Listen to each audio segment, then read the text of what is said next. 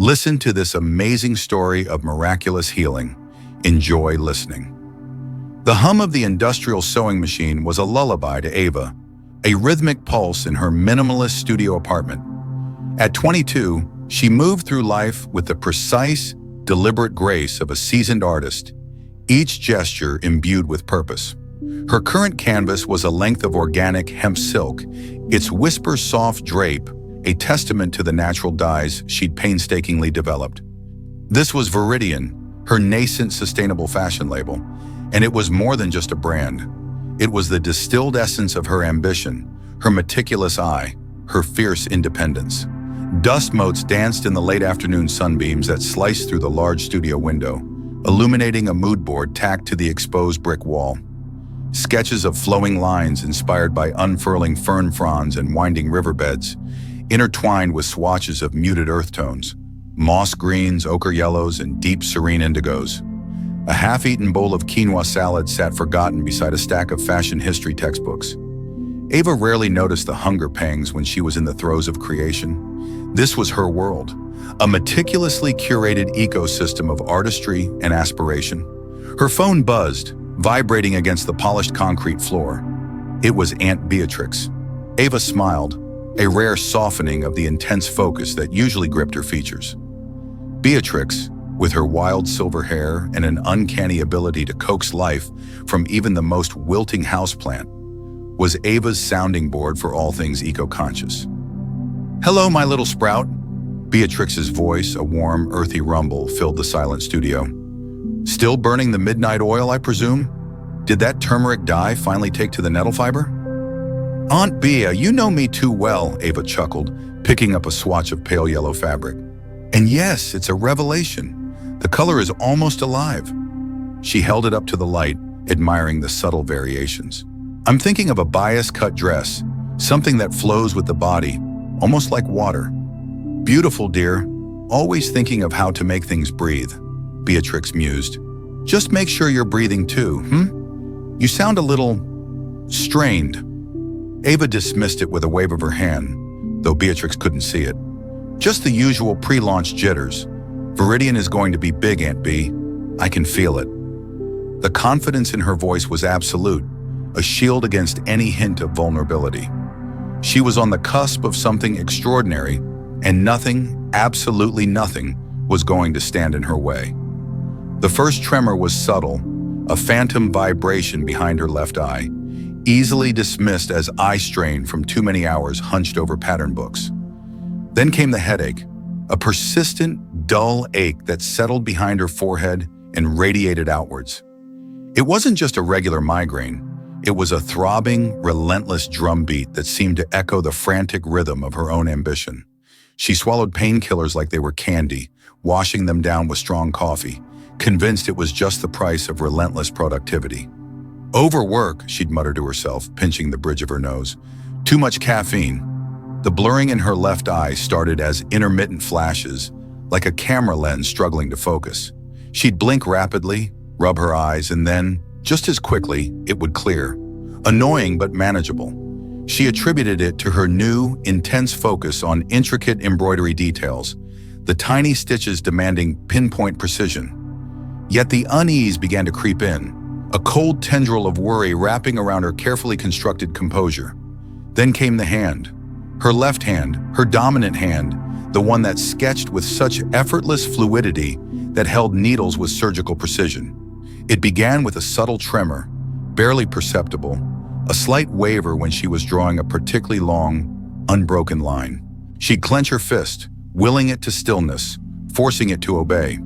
But the weakness followed, a strange, unbidden fatigue that made her fingers feel heavy, clumsy. One evening, while pressing a delicate silk organza hem, her hand slipped. The hot iron hissed, grazing her forearm, leaving a red welter of skin. She snatched her hand back, a gasp escaping her lips. It wasn't the burn that shocked her as much as the sheer unexpectedness of the lapse in control. That night, she called Aunt Beatrix, her voice tight with a frustration that bordered on panic. "I don't know, Aunt Bea," she admitted, the words tasting like ash. "My hand, it just feels off, like it's not entirely mine." Beatrix's voice was gentle, laced with concern. "Ava, darling, you sound utterly exhausted. You're pushing yourself too hard. Maybe it's time to step away from the machine for a bit. Breathe." "I can't," Ava retorted, the words sharp. "Not now. Viridian is everything." She ended the call quickly, a knot of fear tightening in her stomach.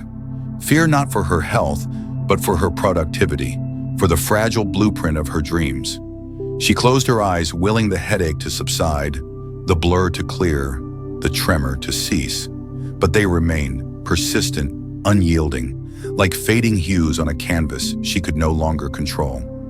The antique ceramic vase, a delicate piece with intricate blue and white patterns, shattered with a sickening crash. Ava stared, her left hand still outstretched, trembling uncontrollably. One moment she was reaching for it, the next, her grip simply failed. The double vision had been particularly severe that morning, turning the familiar lines of her apartment into a dizzying kaleidoscope. The weakness in her hand had progressed beyond a mere tremor.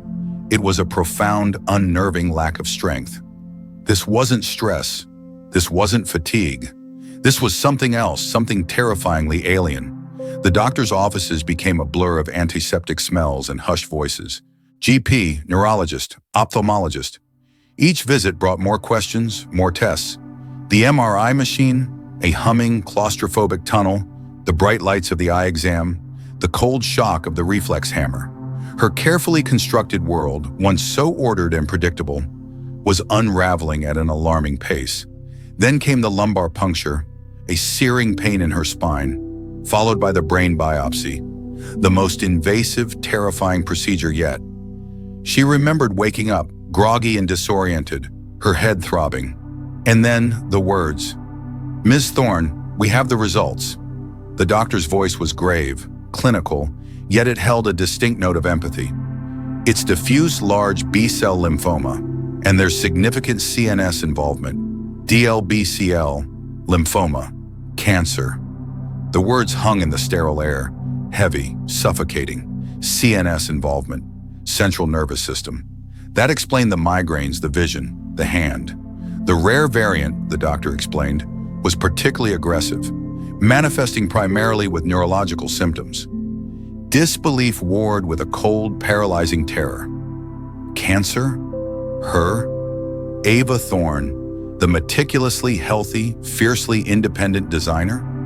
It felt like a cosmic joke, a cruel twist of fate that ripped the rug out from under her perfectly laid plans.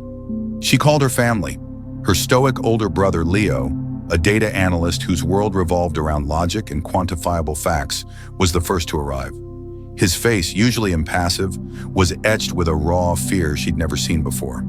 He immediately pulled out his laptop, his fingers flying across the keyboard, researching treatment protocols, clinical trials, survival rates.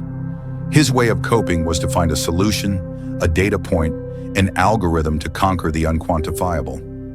Aunt Beatrix arrived shortly after, her usually vibrant energy subdued. She said little, simply holding Ava's hand, a comforting, grounding presence. She brought a thermos of herbal tea, its earthy aroma filling the hospital room, a stark contrast to the sterile air. "We'll get through this, little sprout," she murmured, her eyes, usually so bright, shadowed with worry. "One breath at a time." But Ava couldn't breathe. The weight of the diagnosis, the terrifying prognosis, pressed down on her, crushing her. Her body, once a vessel for her ambition, her hands, once instruments of creation, now felt like a foreign landscape, riddled with an insidious, unseen enemy. The blueprint of her life, once so clear and precise, had been shredded, leaving behind only a terrifying empty space. A half-eaten bowl of quinoa salad sat forgotten beside a stack of fashion history textbooks, testament to the late nights and early mornings fueling her dream. Ava picked up a pair of shears, their cold steel a familiar comfort, and began to cut. The fabric yielded, a whisper of organic cotton falling away as she sculpted a sleeve. She paused, flexing her left hand, a strange, dull ache throbbing deep in her wrist. "Probably just a repetitive strain from all the cutting," she mused, rubbing it absently. A quick stretch, a sip of lukewarm coffee, and she was back at it, the relentless pursuit of perfection overriding any minor discomfort.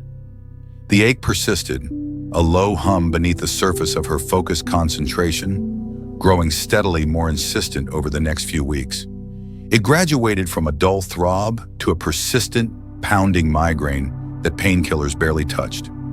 One Tuesday, while threading a needle, the world swam before her left eye, blurring the intricate pattern she was trying to replicate. She blinked hard, rubbed her eyes, attributing it to eye strain from the countless hours hunched over her work. "Too much screen time," she muttered, pushing her glasses higher on her nose. The blurring passed but left a lingering, unsettling ghost in her periphery. Then came the tremor. Subtle at first, a barely perceptible wobble in her dominant left hand as she attempted to draw a fine line for a new pattern. She gripped the pen tighter, annoyance flaring. This was precision work, a dance between her vision and her hand. A near miss with a hot iron, the heavy appliance almost slipping from her grasp, sent a jolt of fear through her. Her fingers felt disconnected somehow, sluggish. During her weekly video call with Aunt Beatrix, a spry woman with a wild silver mane and a penchant for wearing floral scarves indoors, the concern in her aunt's voice was palpable. "Ava, darling, you look utterly drained," Beatrix observed, her keen eyes scanning Ava's face through the screen. "And your voice sounds thin. Are you getting enough sleep? Are you eating properly?" Ava waved a dismissive hand, a gesture that felt heavier than usual. "Just burning the midnight oil, Aunt B. Viridian isn't going to launch itself, is it?" She tried to smile, but it felt like an effort. The truth was, even simple tasks now felt like wading through treacle. The creative energy that had once propelled her seemed to be seeping away, replaced by a creeping exhaustion that no amount of coffee could conquer. The vibrant hues of her life were beginning to fade. The unraveling accelerated with terrifying speed. One morning, the double vision hit like a physical blow, splitting her world into two overlapping, disorienting images. She stumbled, grabbing for the edge of her design table, but her left hand, the one that had been so strong, so precise, simply gave way. Her grip vanished. The antique porcelain vase, a cherished heirloom from her grandmother that she used for storing her most treasured design pens, slipped from her grasp and shattered on the polished concrete floor, its delicate shards scattering like fallen snow. The sound of it breaking was deafening in the sudden silence. Ava stared at the mess, a cold knot of dread tightening in her stomach. This wasn't stress. This wasn't fatigue. This was something else, something terrifyingly wrong. The next few weeks were a blur of sterile waiting rooms and a parade of medical professionals. The familiar hum of her sewing machine was replaced by the alien drone of MRI scanners, the rhythmic beeping of monitoring equipment. Neurological tests felt like a cruel joke, each clumsy movement of her left hand, each failed attempt to follow a light with her blurring eyes. A stark reminder of her deteriorating control. The lumbar puncture was excruciating, a searing pain in her spine, followed by a persistent, dull ache. Then came the brain biopsy, the most invasive and terrifying procedure yet, stealing a tiny piece of the very organ that housed her ambition, her creativity, herself. Finally, the day of the diagnosis. Dr. Ramirez, a woman with kind eyes but a weary expression, sat across from Ava and her family. Leo, her older brother, usually so composed and analytical, sat rigidly beside her, his jaw tight. Aunt Beatrix, her face unusually pale, clutched Ava's trembling right hand. "Ava," Dr. Ramirez began, her voice soft but firm, "the results are conclusive. You have diffuse large B-cell lymphoma, specifically a rare variant with central nervous system involvement." The words hung in the air, heavy and opaque. Lymphoma, cancer, in her brain. Ava's mind reeled, trying to grasp the enormity of it. Her brain? The source of her ideas, her designs, her very identity? "It's an aggressive form," Dr. Ramirez continued, her gaze direct, "but it is treatable. We'll be starting you on an intensive chemotherapy regimen, along with radiation therapy, to target the CNS involvement directly." Leo, ever the pragmatist, immediately started firing questions, his voice a rapid-fire succession of medical terms and statistics. What's the prognosis for CNS involvement? What are the treatment protocols? What are the success rates? Aunt Beatrix simply squeezed Ava's hand, a silent tear tracing a path down her cheek. "My brave girl," she whispered, her voice thick with emotion. Ava heard them, but the words felt distant, muffled, as if she were underwater. Her world, once so meticulously planned, so confidently controlled, had shattered, just like the porcelain vase. Disbelief warred with a cold, creeping terror. Her cells had changed, and so had she, blurring the intricate patterns she was trying to follow. She blinked, rubbed her eye, and blamed the fluorescent studio lights. "Too much screen time," she muttered, dismissing it with a sigh. But then came the tremors. Subtle at first, a faint vibration in her dominant left hand, barely perceptible, like an internal hum. It escalated into a noticeable shake, making her precise cutting a precarious affair. One afternoon, while carefully placing a newly dyed silk scarf on a mannequin, her hands spasmed, sending the delicate fabric fluttering to the floor. She stared at it, a cold dread coiling in her stomach. This wasn't just stress. This wasn't just too much caffeine. The final straw came with the antique vase. It was a cherished piece, a Celadon porcelain beauty passed down from her grandmother, sitting on a small pedestal in her living room.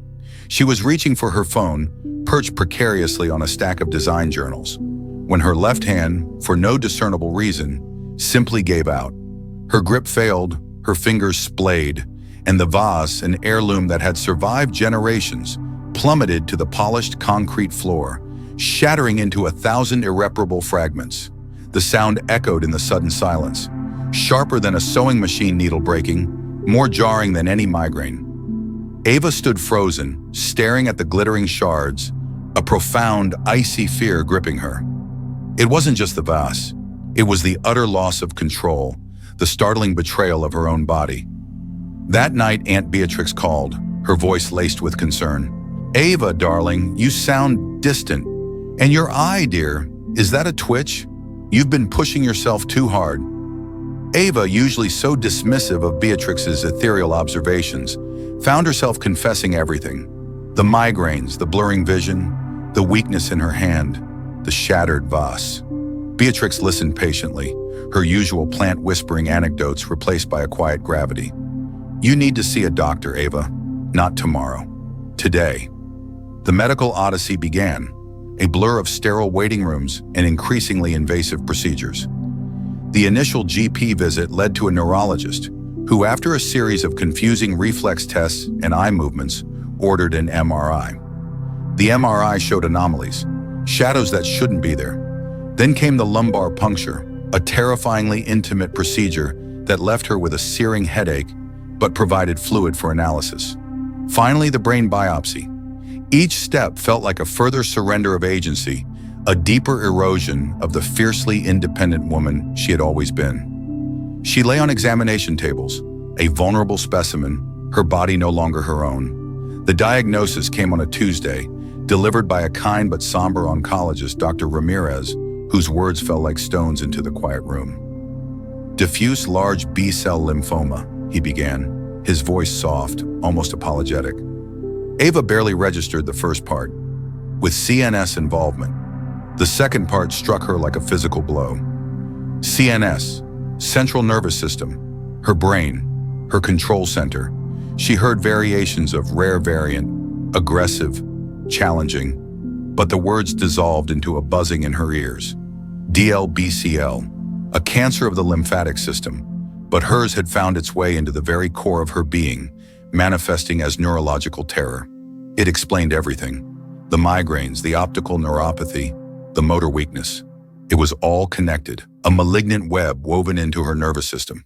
Her stoic older brother, Leo, arrived at the hospital an hour later, his usual data analyst composure shattered. His face was pale, his eyes wide with a fear she rarely saw. He hugged her, a clumsy, unfamiliar embrace, and then immediately pulled out his phone, already researching, already trying to apply logic to the illogical. DLBCL. Okay, so we're looking at standard chemo protocols, maybe immunotherapy. We need to get second opinions, Ava. From Memorial Sloan Kettering, MD Anderson. He was trying to build a fortress of facts around them, but Ava felt only the terrifying emptiness within. Aunt Beatrix arrived shortly after, not with frantic questions or research printouts, but with a thermos of herbal tea and a small, smooth riverstone she pressed into Ava's trembling hand. She sat quietly beside the bed, her presence a calming anchor in the storm of fear. There were no platitudes, no facile assurances, just a deep, mournful empathy in her eyes. She knew, perhaps better than anyone, what this meant for Ava, whose entire identity was wrapped up in the precise control of her hands, the sharp vision of her eyes, the clarity of her mind. Ava looked at the river stone in her palm, then at her own left hand, now visibly trembling in the sterile hospital light. The blueprint of her ambition, so meticulously drawn, had been ripped apart. The vibrant hues of her life were fading, replaced by a terrifying, unraveling pattern of illness. The fierce independence she prided herself on felt like a cruel joke. She was no longer a designer, a creator, a master of her own destiny. She was a patient, and her world, once so ordered and full of purpose, had just been plunged into a terrifying, unpredictable chaos. The fight, she knew, was just beginning, simply gave way. The vase crashed to the floor, exploding into 1,000 glittering shards. The sound, sharp and final, echoed the shattering of her carefully constructed world. After a particularly severe episode of double vision and a sudden loss of grip, Ava was forced to seek medical attention. Multiple doctor visits, neurological tests, and eventually a lumbar puncture and brain biopsy led to the devastating diagnosis: diffuse large B-cell lymphoma, DLBCL, with CNS involvement. Her family, particularly her Aunt Beatrix and her stoic older brother Leo, reacted with shock and disbelief. The sterile white walls of the oncology ward became Ava's new studio. Only here, the fabric was her own body, and the designs were dictated by aggressive medical protocols. She began chemotherapy and radiation, targeting the insidious cells that had breached the sanctity of her central nervous system. The initial weeks were a blur of nausea so profound it felt like her stomach was trying to escape her body, followed by the relentless fatigue that weighed down her limbs like concrete. Her scalp, once a vibrant canvas for experimental dyes, became tender, then sparse until wisps of dark hair clung desperately before surrendering to the tide of treatment. The sight of herself in the mirror, gaunt and bald, was a cruel parody of the strong, vibrant woman she knew. Her design work, once the very rhythm of her life, ground to a halt. The intricate sketches lay abandoned on her desk back home, gathering dust, each line a painful reminder of what she was losing. The treatments offered little immediate relief to her neurological symptoms, which fluctuated unpredictably, sometimes worsening with a chilling capriciousness. One day her left hand might manage to hold a cup, albeit shakily. The next it would refuse to cooperate entirely, drooping uselessly. Her vision, too, was a torment. Blurry patches would drift across her sight, sometimes resolving, sometimes deepening into an opaque fog. She tried to read, to sketch, but the words swam. The lines wavered, and frustration coiled hot and tight in her chest. "It's just part of the process, Ava," Leo would say, ever the pragmatist, his voice calm, clipped, reciting statistics he'd undoubtedly pulled from medical journals. He'd bring her meticulously organized printouts about proton therapy and targeted radiation, his brow furrowed with concern, but his words felt hollow, devoid of the emotional balm she silently craved. "We just need to stick to the plan. This is the best approach for CNS involvement." Ava would turn her face to the wall, a raw, resentful lump forming in her throat. "The plan," she'd mutter, her voice raspy from dehydration and despair. "The plan is to make me feel like a stranger in my own skin." She felt like a broken machine, her carefully calibrated parts malfunctioning beyond her understanding or control. The fiercely independent designer, who had prided herself on shaping her own destiny, was now utterly dependent, her body a battleground she had no power to influence. Aunt Beatrix, in contrast, moved with a quiet, comforting grace. She'd arrived with thermos flasks of steaming herbal infusions, calendula for nausea, ginger for inflammation, chamomile for sleep. their earthy scents a gentle invasion of the antiseptic air. She never pushed, never lectured, just sat by Ava's bedside, sometimes reading aloud from old botanical texts, sometimes simply holding her hand, her touch surprisingly strong and reassuring. "You're a plant, my dear," Aunt Beatrix had said one afternoon, stroking Ava's bald head with a feather-light touch. "Sometimes a plant needs to shed all its leaves to conserve energy, to focus on its roots. It's not a sign of weakness, but of profound inherent resilience." Ava, curled under a thin hospital blanket, had felt a flicker of something in her chest that wasn't pain, a tenuous connection to the natural world she had once loved so fiercely, before the relentless pursuit of Viridian had consumed her. But the flicker was brief, quickly extinguished by another wave of nausea, another dull ache behind her eyes.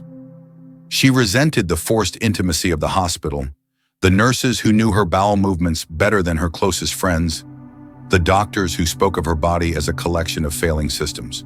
She resented her weakness, her dependence. She resented the well-meaning, but ultimately helpless faces of her family. She wanted to be left alone with her rage, her despair. She found herself pushing away Leo's clinical advice, her aunt's gentle suggestions for mindful walks in the hospital garden, walks she couldn't even manage without assistance. The idea of mindfulness felt like a cruel joke when every cell in her body screamed with pain and rebellion. Her days blurred into a monotonous cycle of medication, scans, and the crushing weight of profound fatigue. She would sleep for hours, yet wake unrefreshed, as if even rest was an effort too great for her failing body. The physical toll of the therapy was immense, but the psychological burden was heavier still. Each tremor, each blurry moment, was a stark reminder of the relentless progression of the disease, mocking the very idea of a cure. She was losing herself piece by agonizing piece, and there was nothing she could do to stop it. The vibrant, ambitious designer was being erased, replaced by a ghost of her former self, and with each passing day, the hope that had sustained her through the initial shock of diagnosis dwindled, replaced by a cold, creeping numbness. Her stomach was trying to escape her body, hair loss that left her scalp tender and exposed, and a fatigue so bone-deep it felt as though she were trying to move through quicksand. Her intricate design work, the very essence of her identity, ground to a halt. The vibrant world of Viridian fashion, once so tangible, now existed only as a ghost of ambition in her mind. The treatments, relentless and brutal, offered little immediate relief to her neurological symptoms. They fluctuated unpredictably, a cruel dance of hope and despair. Some days the double vision would clear for a few hours, a fleeting glimpse of normality that would then be snatched away by a returning blur. The weakness in her left hand, instead of receding, seemed to deepen its insidious grip. It was a constant, mocking reminder of her body's betrayal, a tangible sign of her losing control over her own life. She lashed out, snapping at Leo when he tried to explain the complexities of her chemotherapy regimen, his logical explanations feeling like a cold, clinical dismissal of her suffering. Aunt Beatrix's gentle suggestions for mindful walks in the park, for sips of calming herbal tea, were met with curt, irritable dismissals. "What's the point, Aunt B?" she'd rasp, her voice thin from disuse. "My cells have changed and so have I, but not for the better." She felt like a broken machine, beyond repair, beyond even her own comprehension. She withdrew into herself, the sterile hospital room a reflection of her internal landscape, barren, cold, and utterly devoid of color. Weeks bled into months, each day a new battle against nausea, pain, and the overwhelming despair that gnawed at her spirit. The motor weakness in her left hand, the very tool of her art, progressed relentlessly. Typing on her phone became an agonizing, slow process. Holding a pen for more than a few minutes brought excruciating cramps. Even simple tasks, like buttoning her pajamas or holding a spoon steady, became Herculean efforts. Her vision, once sharp and precise, was now a constant, shifting haze. The edges of objects blurred, faces were indistinct, and reading a book, once a beloved escape, became an impossible strain. Then came the scans. She lay in the cold, humming tube, the metallic clank of the machine, a constant percussion against her skull. her mind a blank canvas of dread. When the results came back, the doctors' faces were grim. Persistent, stubborn lesions. The words hung in the air, heavy and final, a death knell to the fragile hope she'd clung to. Dr. Anya Sharma, her lead oncologist, a woman whose eyes usually held a flicker of determined optimism, spoke in measured tones of refractory disease and salvage therapy.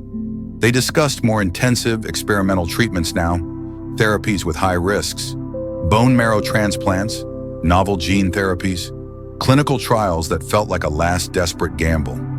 Each option came with a terrifying list of potential side effects, a grim litany of new bodily betrayals.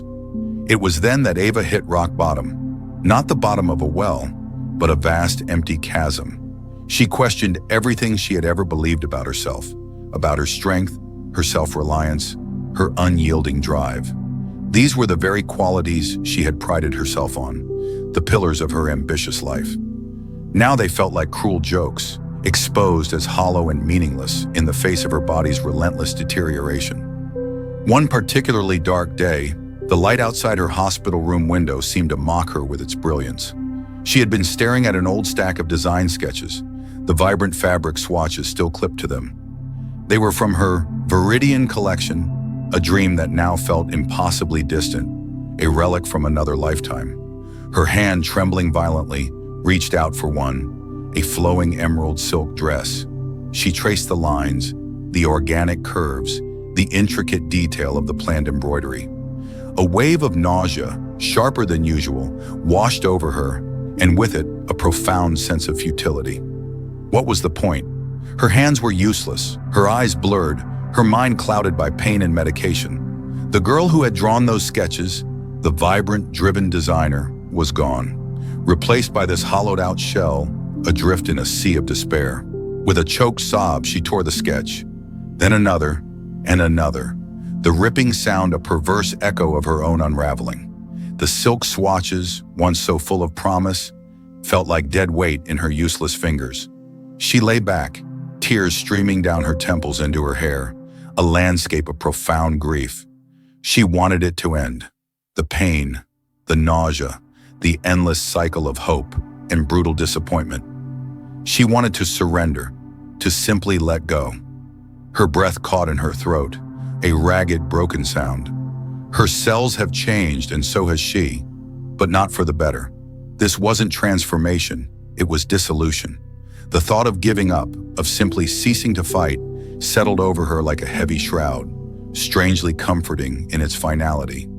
The world outside her window, the bustling city, the distant hum of traffic, all faded into an indistinct blur, much like her vision. There was only the white ceiling, her ragged breath, and the echoing silence of her despair. She almost gave up on design entirely that day, burning her past dreams in the fiery crucible of her illness. The ashes of her ambition settled, leaving behind only emptiness. His logical, analytical approach, a cold comfort against the inferno raging inside her. And Aunt Beatrix, with her gentle suggestions for mindful walks and herbal infusions, felt like an unbearable weight of well-meaning pity. Ava retreated further into herself, a cocoon of pain and resentment, pushing away every outstretched hand. The weeks stretched into months, marked by the rhythmic, agonizing cycle of treatment. Each infusion, each blast of radiation, promised a reprieve that never quite materialized. Instead, the relentless progression of her illness seemed to mock the very efforts to contain it. The motor weakness in her left hand, the one that had once flowed so effortlessly across sketching paper, now felt like a leaden club. Simple tasks, buttoning a shirt, holding a fork, even just turning a doorknob, became monumental struggles. The tremor, once subtle, now shook her hand with a frustrating, visible rhythm, making precise movements impossible. Her vision, once merely blurred, became a perpetual kaleidoscope of distorted shapes and overlapping images.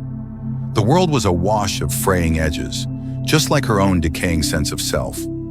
Another scan, another grim consultation. Dr. Albright, usually so composed, looked at her with an uncharacteristic sadness. Ava, the lesions, they're persistent, stubborn. Despite the intensity of the current regimen, we're seeing continued activity. He paused, adjusting his glasses. We need to consider more intensive experimental therapies. They come with significant risks, I won't lie. Stem cell transplant, perhaps, or even CAR T-cell therapy. The words hung in the air, heavy with the weight of their implications. High risks, more suffering, no guarantees. It was then, in that sterile, fluorescent-lit room, that Ava truly hit rock bottom. The carefully constructed edifice of her ambition, her self-reliance, her very identity crumbled to dust. What was the point? What was the use of fighting when her own body was so determined to betray her? The strength she'd always prided herself on felt like a hollow joke. She remembered Aunt Beatrix's gentle wisdom. Your cells have changed, my dear, and so must you.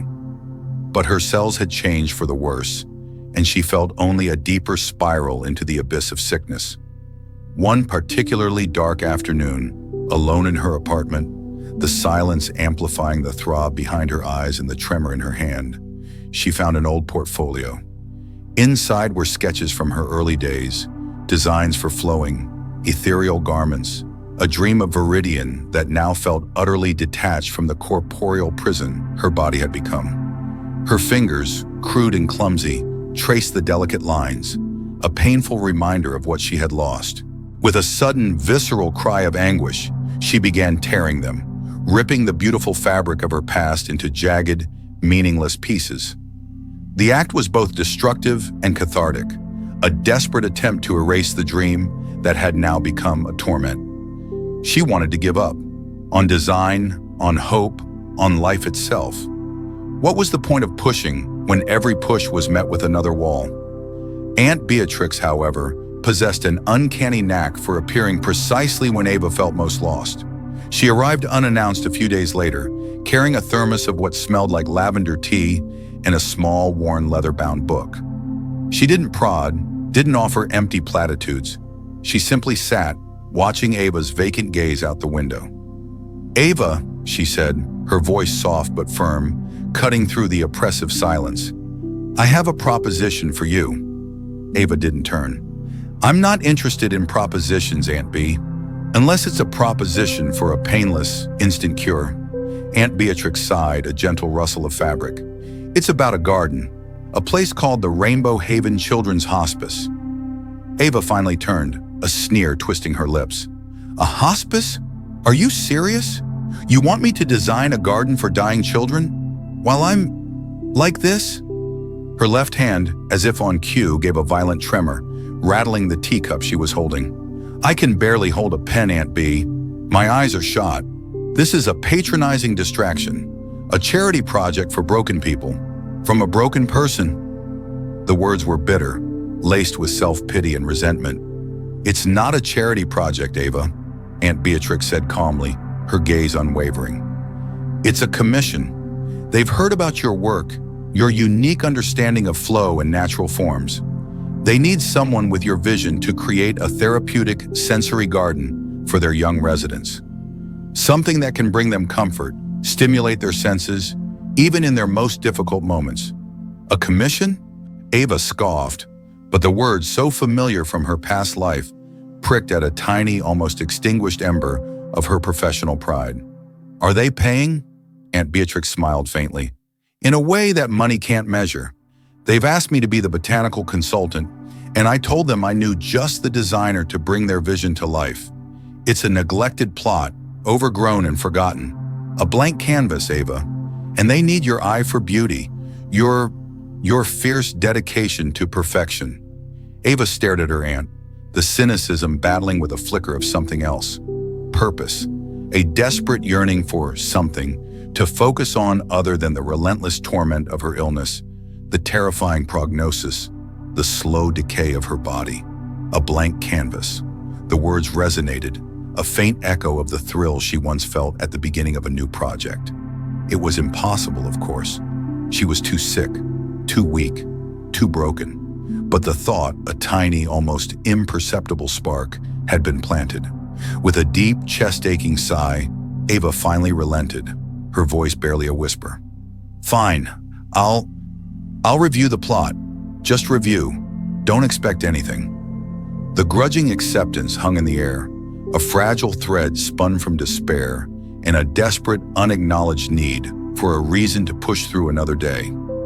The thought of stepping back into the designer's role, however impossible, offered a faint glimmer of a world that existed beyond the sterile white walls of the hospital and the crushing weight of her illness. It was a terrifying prospect, but perhaps, just perhaps, less terrifying than the void that threatened to swallow her whole. Once merely blurry, was now consistently impaired, a permanent haze dulling the vibrant edges of her world. A recent scan, grim-faced doctors explained, revealed persistent, stubborn lesions. The very words hung heavy in the air, a death knell to the fragile hope she hadn't even realized she still harbored. They began to discuss more intensive experimental therapies, treatments with terrifying side effects, high risks, and uncertain outcomes. Ava hit rock bottom. The rock bottom she'd felt before, after the diagnosis, after the brutal initial treatments, now seemed like a mere dip in the road. This was the Mariana Trench of despair. She lay in her sterile hospital room, the fluorescent lights humming a relentless, inescapable tune, and felt utterly hollowed out. Her dreams, her ambition, her very identity as a designer, all felt like crumbling ash. What was the point? Her body, her once reliable vehicle for creation, had betrayed her so completely. She felt like a stranger in her own skin, a vessel for a destructive force she couldn't understand or fight. There was a particularly dark day, a gray, endless stretch of hours where even the thought of moving felt like an unbearable chore. She found herself staring at the ceiling, the sterile white blurring into a vast, empty canvas. My cells have changed, she thought, the realization a bitter metallic taste in her mouth. And so have I, but not for the better. She felt the urge to destroy, to obliterate the last vestiges of her former life. Reaching for a dusty box of old design sketches, she pulled them out, her trembling fingers tearing at the crisp paper, ripping apart the flowing lines, the intricate patterns, the vibrant colors that once defined her. Each tear was a visceral expression of her own unraveling, a desperate act of self-annihilation. It was Aunt Beatrix who found her, not tearing sketches, but simply staring blankly at the wall. Her usual vibrant energy was muted, her eyes clouded with an exhaustion that went beyond the physical. Beatrix sat by her bedside, not plying her with teas or platitudes, but simply existing, a quiet, reassuring presence. Days passed in this quiet vigil. Then gently, Beatrix broke the silence. "Ava," she began, her voice soft as rustling leaves, "I know you're feeling lost and tired, so tired." Ava just grunted, turning her head away. "But there's something, a project that came to mind. It's for the Little Sprouts Hospice, just down the road. They have this neglected patch of land, a garden they call it, but it's mostly weeds and sorrow." Ava snorted. "A garden? Beatrix, I can barely hold a fork, let alone design a garden for dying kids. Are you serious?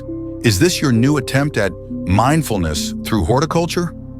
Her voice was laced with venom, the words sharp and cutting. "I'm a fashion designer, not a landscape architect, and I'm sick in case you hadn't noticed. This is patronizing, a distraction." Beatrix didn't flinch. "It's not a distraction, dear. It's a commission." Her eyes, usually twinkling with mischief, held a steady, unwavering gaze. "They specifically asked for someone with your eye for organic forms, your understanding of flow and texture.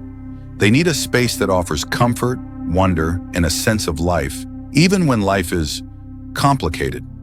They heard about Viridian and your philosophy of natural beauty. It's a proper brief, Ava, a challenging one, a chance to apply your unique talent, something only you can do." She paused, letting the words hang in the air. "It's not charity, Ava. It's a professional challenge, a chance to create something beautiful, something lasting for people who truly need it. Something that needs your vision." The word commission struck a chord. The carefully chosen words, appealing to her professional pride rather than her pity, resonated in the desolate landscape of her mind. A flicker, almost imperceptible, ignited within her. A desperate yearning for something to focus on other than the relentless march of her illness. A project that wasn't about her, but about creation. It was a lifeline, however fragile, extended into her abyss. With great reluctance, a bitter taste still in her mouth, but a desperate need for purpose overriding her cynicism, Ava gave a curt nod. "Fine," she rasped, her voice hoarse from disuse. "I'll review the plot. But don't expect miracles, Aunt B. I'm not a miracle worker." Beatrix simply smiled, a small, knowing smile, and squeezed her hand. The hospice was a short, tiring car ride away, a place Ava had never imagined herself setting foot in. The first visit to the hospice garden plot was everything Ava expected and dreaded. It was a desolate patch, overgrown with unruly weeds, punctuated by a few struggling, sun-scorched shrubs that looked as weary as she felt. The air hung heavy with a mix of antiseptic and stale hope. She approached it with her usual meticulous, detached design process, clipboard in hand, sketching the existing layout, noting sun exposure and drainage with a professional eye. This was a job, nothing more. A way to appease Aunt Beatrix and perhaps distract herself from the gnawing despair. But as she sketched, she couldn't help but observe. The hospice wasn't just a building. It was a microcosm of life and loss. She saw parents holding hands, their faces etched with a profound weariness she recognized. She saw siblings playing, their laughter surprisingly bright amidst the muted tones of the corridors. And she saw the children, small, frail, yet often radiating a resilience that was both heartbreaking and inspiring. There was one boy in particular who kept catching her eye. He was perhaps 7, with eyes too large for his thin face, and a mop of unruly brown hair. He sat in a wheelchair by a window, a worn sketchbook clutched in his hands, furiously drawing. His name, she learned from a passing nurse, was Leo. One afternoon, as Ava was meticulously measuring a particularly stubborn patch of bindweed, young Leo wheeled himself over, stopping a respectful distance away. "Are you making the garden pretty?" he asked, his voice a reedy whisper. Ava, startled, lowered her measuring tape. "I'm designing it," she corrected, reverting to her professional demeanor. Leo nodded, then held up his sketchbook. It was filled with fantastical flowers, vibrant and impossible. "I draw healing flowers," he explained, his eyes bright. "My mom says if you draw them, they grow inside you and make you feel better." He looked at her, his gaze unnervingly direct. "Can you design a healing flower for me? One that makes everything better?" The question hung in the air, disarming Ava's carefully constructed detachment. It wasn't about aesthetics or functionality for him. It was about hope. For the first time in months, Ava felt a genuine surge of emotion that wasn't despair. I can try, Leo," she found herself saying, the words surprising her. From that day on, her approach to the garden subtly shifted. It wasn't just a design brief, it was a promise. She began to research therapeutic plants, not just for their aesthetic appeal, but for their calming sense, their textures, their ability to attract butterflies and hummingbirds. She pored over accessible design principles, imagining pathways wide enough for wheelchairs, raised beds at child level, quiet nooks for reflection, and vibrant splashes of color for joy. Her creative energy, previously stifled by her illness and self-pity, channeled into this act of selfless contribution. She found herself spending hours lost in the work, sketching concepts, drawing up plant lists, even researching specialized lighting that could evoke a magical, otherworldly glow. And as Ava poured her creative energy into conceptualizing the Little Sprout Sanctuary, a subtle, almost imperceptible shift began within her. She'd be hunched over her drafting table, meticulously rendering a new design for a water feature, and for a few precious moments, the persistent tremor in her left hand would lessen, her lines growing steadier, more confident. Or she'd be visualizing a particularly intricate planting scheme, her mind utterly absorbed in the interplay of light and shadow, and her vision would momentarily clear, the world sharpening into startling clarity before the familiar haze returned. These were fleeting moments, almost like hallucinations, but they were real. The act of designing for others, of channeling her focus and intention into creating a space of healing and joy, began to subtly repattern her internal landscape. It was as if, in focusing on nurturing growth outside herself, her own dormant internal processes were beginning to stir, weaving new, hopeful threads into the frayed edges of her being. The garden was becoming more than just a project.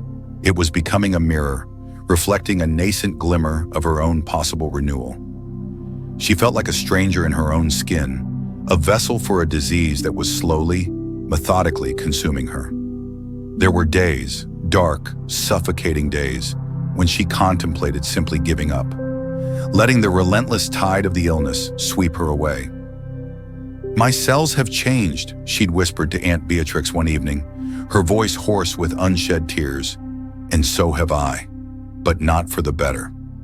She'd looked at her old design sketches, vibrant and full of life, and felt a perverse urge to tear them into 1,000 pieces, to erase the very memory of the person she once was.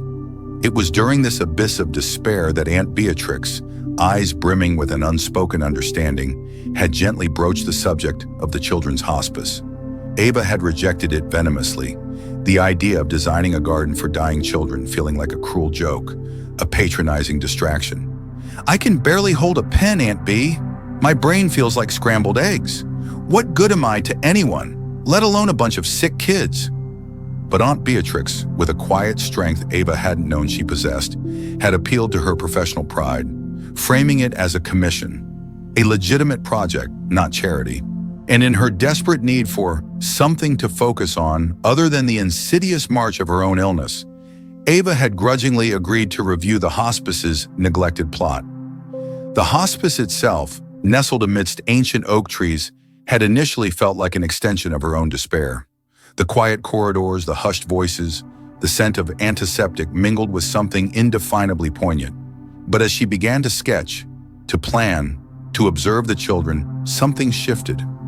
Little Leo, with his bright, knowing eyes and his love for drawing, had been an unexpected anchor. He'd asked her to design a healing flower, something that would make him feel better just by looking at it. The sheer innocence of his request had pierced through her carefully constructed wall of cynicism. She found herself researching therapeutic plants with an intensity she hadn't felt since her early Viridian days. Lavender for calm, rosemary for clarity, chamomile for soothing. She envisioned accessible pathways, raised beds for little hands, a central fountain that would hum with gentle rhythmic sound. And then it happened. Not a grand immediate cure, but subtle, almost imperceptible shifts. During those intense design sessions, when she was lost in the intricate details of the garden's layout, her left hand, the one that trembled so uncontrollably, would steady itself for precious moments. Her vision, though still impaired, would momentarily clear, allowing her to see the vibrant hues of her conceptualized flowers with startling clarity. It was as if the act of pouring her creative energy into a project for others, a project untainted by her own ambition or illness, was subtly repatterning her internal landscape. The headaches, while still present, became less debilitating, less frequent. Hope, a fragile, almost forgotten bloom, began to unfurl within her. She was in the middle of a particularly intense design session, hunched over her drafting table at the hospice, a half-eaten sandwich forgotten beside her, the sounds of children playing in the distance. A surprisingly robust laugh from Leo filled the air. She was deep in thought, trying to figure out the optimal placement for a small water feature, when a sharp, blinding pain lanced through her skull. It wasn't a migraine. It was something far more violent, more invasive. The world around her blurred, then warped, the lines on her blueprint twisting into grotesque, alien calligraphy. Her left hand, which had been so steady just moments before, now spasmed uncontrollably, sending her pen skittering across the paper. A wave of profound disorientation washed over her, the room tilting precariously. The last thing she remembered was a searing heat overwhelming her, the scent of lavender and antiseptic, and the distinct taste of metal in her mouth as her body gave out. She awoke, or rather, drifted into a horrifying half-consciousness, to the familiar sterile hum of the hospital. The same fluorescent lights, the same relentless beeping. Panic, cold and sharp, constricted her chest. Her vision was a kaleidoscopic mess of distorted shapes and colors, and her left side felt like it belonged to someone else, heavy and unresponsive. Vague, terrifying snippets of conversation drifted in and out of her awareness. Partial seizure, most severe episode yet. Worsened significantly. Aggressive, high-risk treatment, last resort. Aunt Beatrix was there, her face a mask of profound grief, her hand squeezing Ava's right hand tightly. Leo was there too, his pragmatic mask cracked, worry etched deep into his brow. They looked like ghosts, their faces pale and drawn. Ava tried to speak, to ask what was happening, but her tongue felt thick and useless. A heavy, suffocating blanket of despair descended upon her. This was it then, the final act. The disease, it seemed, had won. The garden, the children, the flicker of hope, all extinguished by the relentless march of the lymphoma. She felt herself slipping, her consciousness a fragile thread about to snap. Her life, she realized with a chilling clarity, hung by the thinnest of threads. The doctors, she knew, were preparing for the final, desperate gamble. She was a body on a table, a diagram of disease. No longer a designer, no longer a person, just a battleground. Ava lay in the sterile hospital room, a ghost of her former self. The humming of the fluorescent lights a relentless drone. The doctors had delivered their grim prognosis after her collapse, after the seizure that had ripped through her body, leaving her disoriented and weaker than ever. The CNS lesions, though previously stubborn, had flared with terrifying aggression. They were preparing for the final, most extreme assault, a high-dose chemotherapy regimen, followed by an autologous stem cell transplant. A brutal process that would push her body to its absolute limits with no guarantees. Her family, a huddled mass of fear and forced smiles, came and went, their hushed conversations filtering through the thin hospital doors, each word a fresh stab of despair. Leo, her pragmatic brother, looked utterly lost, his usual data-driven certainty replaced by a raw, naked fear. Aunt Beatrix sat by her bedside, holding her hand, a silent wellspring of comfort. Ava felt herself slipping away, the edges of her consciousness blurring, the pain a dull, constant throb. This wasn't just rock bottom. This was the dark, crushing pressure of the deepest ocean trench, with no light, no hope, only the suffocating weight of impending oblivion. She drifted in and out of a haze of pain and medication, the world a kaleidoscope of blurred shapes and muffled sounds. One afternoon, a small, insistent voice cut through the fog. "Ava? Ava, are you awake?" She blinked, forcing her eyes open. A small face, framed by wispy blonde hair, hovered above her. It was Leo, the young boy from the hospice, his eyes wide with concern, a crumpled piece of paper clutched in his hand. Aunt Beatrix stood behind him, a gentle, encouraging presence. "Leo," Ava rasped, her throat dry and raw. "I brought you something," he whispered, holding out the drawing. It was a riot of color, a vibrant, fantastical bloom with swirling petals and impossibly long, graceful stems. The healing flower she had promised him. "It's for the garden. I really like your plans, Ava. It's going to be the best garden ever. Everyone says so." A wave of something akin to shame, then a surprising warmth washed over Ava. The garden, the children. In her darkest moments, consumed by her own suffering, she had almost forgotten. This small, earnest boy, whose own life was touched by fragility, was reminding her of a promise, of a purpose. Through the haze, she saw his drawing, its vibrant colors a stark contrast to the sterile white sheets. Her mind, usually so sharp, felt sluggish, but something stirred within her, a faint echo of the creative impulse that had once defined her. Without conscious thought, driven by an instinct she couldn't explain, her left hand, the hand that had been weak, trembling, almost useless for so long, began to twitch. Slowly, with immense effort, she reached out for the drawing. Her fingers, still clumsy, fumbled for a moment, then closed around the paper. As her fingers brushed the rough surface, a faint spark, a flicker of forgotten energy, seemed to arc through her. Her eyes, still blurred, focused with an intensity that surprised even her. She saw a detail in Leo's drawing, a small curled leaf, imperfectly rendered. An inexplicable urge, a sudden overwhelming need to refine, to perfect, to create, pulsed through her. Her fingers tightened around the paper, finding a grip she hadn't felt in months. Then, with a force that seemed to defy her physical state, her left hand moved. It wasn't a tremor. It was a deliberate, controlled motion. Her thumb, stiff from disuse, began to smooth a crease in the paper.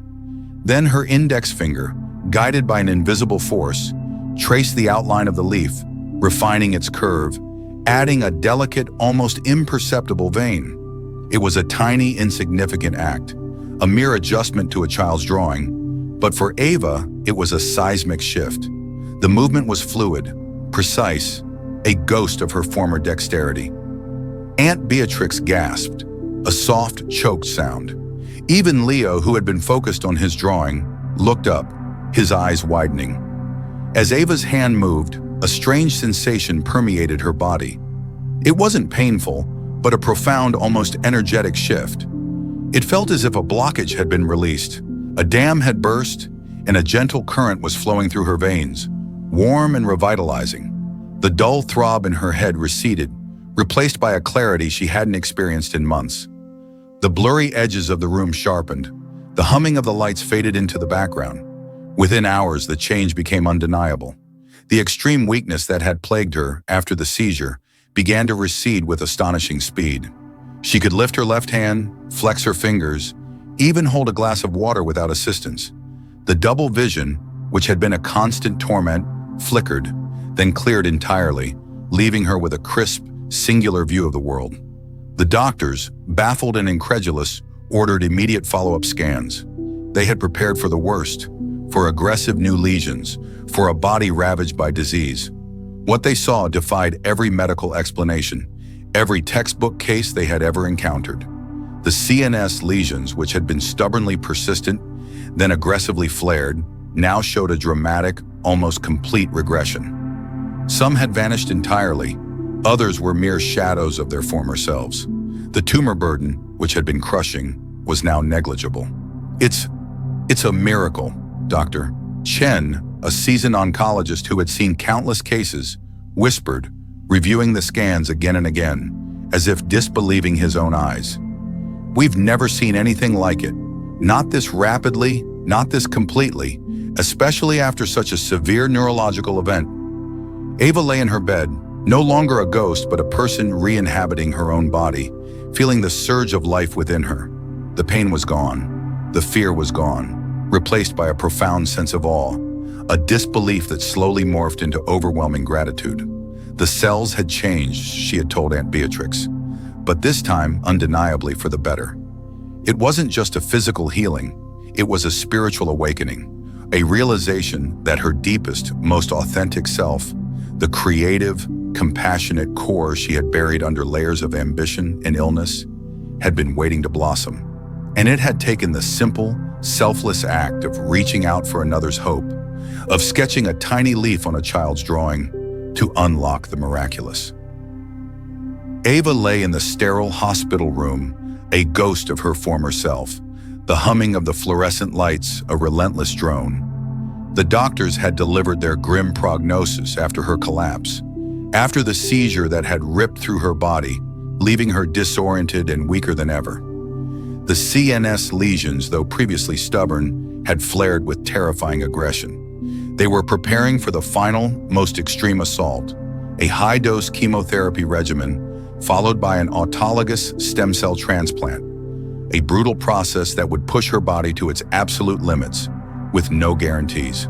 Her family, a huddled mass of fear and forced smiles, came and went, their hushed conversations filtering through the thin hospital doors, each word a fresh stab of despair.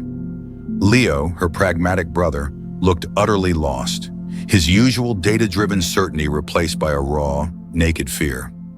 Aunt Beatrix sat by her bedside, holding her hand, a silent wellspring of comfort. Ava felt herself slipping away, a fragile boat on a tumultuous sea, moments before the next wave of medication would drag her back into the hazy depths of medically induced sleep. Then a soft tap on the door. It wasn't a nurse or a doctor or even Leo returning with another printout of clinical trial data. It was a small, familiar figure, his bright eyes wide as he peered around the frame. Young Leo. He clutched something in his hand, a crumpled piece of paper, and his other arm was tucked around a small, plush badger. Aunt Beatrix's face softened, a silent understanding passing between them. "Ava," the boy whispered, his voice barely audible. He shuffled closer, his gaze fixed on her face, which must have been a pale, drawn mask. "Aunt B said, she said you weren't feeling well." Ava tried to nod, but even that small movement sent a dizzying wave through her skull. She managed a weak, "Hi, Leo." He held out the paper. "I brought you this. It's the healing flower. The one you said you'd designed for me. I tried to make it like you would." Through the haze, Ava's eyes struggled to focus. It was a crayon drawing, vibrant and earnest. A flower with impossibly large, intricate petals, each one a different shade of green, spiraling outwards like a miniature galaxy. At its center, a tiny smiling face. It was clumsy, childlike, and utterly perfect. "It's beautiful, Leo," she rasped, her throat dry. "And I also remembered something, Ava," he continued, his voice gaining a touch of urgency. "You said the garden needed something to make it feel like home, like a quiet place for thinking. And I thought, what if you made a little path, like the one in my book, that goes to a secret bench?" As he spoke, a tremor, not of illness, but of something else, stirred within Ava. A familiar spark, a flicker of the very essence that had once defined her. The path, the secret bench.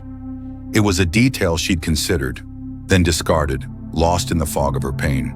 But Leo, with his innocent clarity, had plucked it from the forgotten corners of her mind. And then it happened. Not a conscious decision, not an act of will, but an instinctive, almost primal response. Her left hand, the one that had betrayed her, that had grown weak and unresponsive, twitched. Then slowly, with an effort that felt monumental, yet simultaneous effortless, her fingers uncurled. They reached out, not for Leo's hand, but for the crayon drawing. And then, her thumb, with a precision she hadn't felt in months, traced the outline of one of the spiraling petals. The pathway," she whispered, her voice gaining a surprising strength. "It curves, like this." And with that, her index finger, still trembling slightly, began to sketch an invisible line on the hospital sheet, a fluid, sweeping arc that mirrored the imagined path. It was a design, a creative impulse, manifesting physically. In that instant, as her hand moved, a wave unlike any she had felt before washed over her. Not the nauseating surge of illness, nor the dull ache of despair. This was a current, warm and vibrant, flowing through her veins, a tingling sensation that started in her fingertips and spread rapidly throughout her body, like sunlight breaking through clouds. Her vision, which had been a blurry mess of indistinct shapes, sharpened. The hum of the fluorescent lights, which had been an oppressive drone, receded to a distant background noise. The fog in her mind lifted, revealing a clarity she hadn't experienced since before the migraines began. Aunt Beatrix, who had been watching with quiet intensity, gasped. Leo, sensing the shift, looked up at Ava's face, his own expression one of innocent wonder. Just then, a nurse entered, clipboard in hand, ready to administer Ava's next dose of medication. She paused, her eyes widening as she took in Ava's bright, alert gaze, the subtle flush returning to her cheeks, the way her left hand, which had been almost completely inert, was now moving with a newfound grace. "Ava," the nurse murmured, confusion lacing her voice. "Are you feeling all right?" Ava took a deep breath, the air filling her lungs, clean and invigorating. I'm seeing things differently," she said, her voice clear and strong. She looked at young Leo, then at Aunt Beatrix, a profound sense of awe washing over her. "I think I'm going to be all right." The subsequent hours were a whirlwind of medical bewilderment. The scheduled medication was postponed. Doctors, initially skeptical, ordered new scans. The results, when they came back, defied all logical explanation. The previously aggressive and stubborn CNS lesions, which had been the focus of so much despair, had regressed dramatically. Not just a little, but almost completely. The medical team reread the scans, checked and rechecked the reports, their faces a mixture of disbelief and profound wonder. Her neurological symptoms, which had been so debilitating, rapidly receded.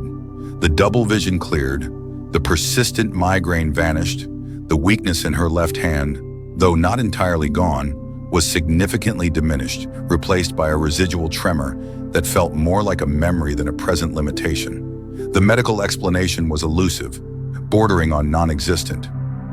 "It's unprecedented, Ava," her lead oncologist admitted, shaking his head.